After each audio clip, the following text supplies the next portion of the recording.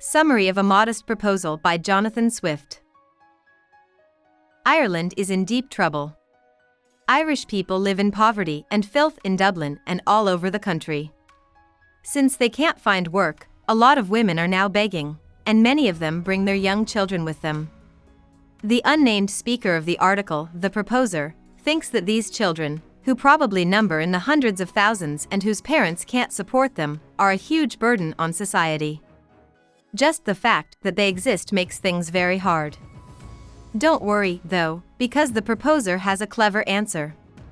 He says that this answer will make sure that not only will the children of beggars become useful members of society, but also that all of Ireland's poor children will be saved from their sad lives. So, what's this brilliant idea? Simple, says the proposer.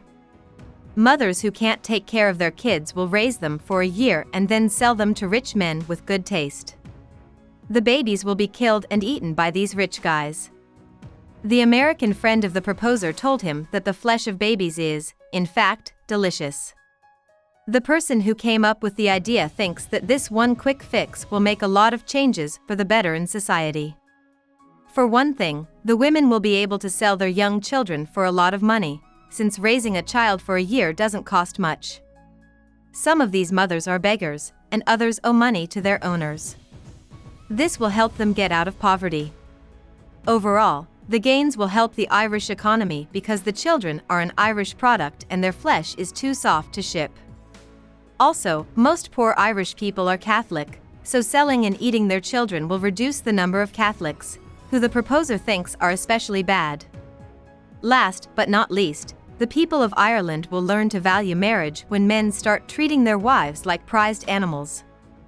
The proposer doesn't care about any problems with his idea. Plans that could be put forward instead, like improving industry in Ireland, taxing owners who don't live in the country, and teaching the public values like moderation, prudence, and love of country, seem impossible to him. Also, the proposer assures us that he is telling us the truth. He has nothing to gain from his plan because his own baby is no longer a baby and his wife is too old to have more kids. About the author. John Swift was born in 1667. His father was an English Protestant who moved to Dublin at a time when more and more English people were moving to Ireland. His father died just a few months before Swift was born. Even so, and because of the kindness of a few cousins, Swift got the best possible schooling in Ireland. He went to Trinity College in Dublin, Ireland. He got a Master of Arts degree from Oxford University in England. Eventually, he was ordained as an Anglican priest. Swift went back and forth between Ireland and England a lot when he was young. During this time, he became more and more interested in politics in England. He became well known for his passionate writings about faith and all kinds of domestic and foreign policy issues, as well as for his biting satire.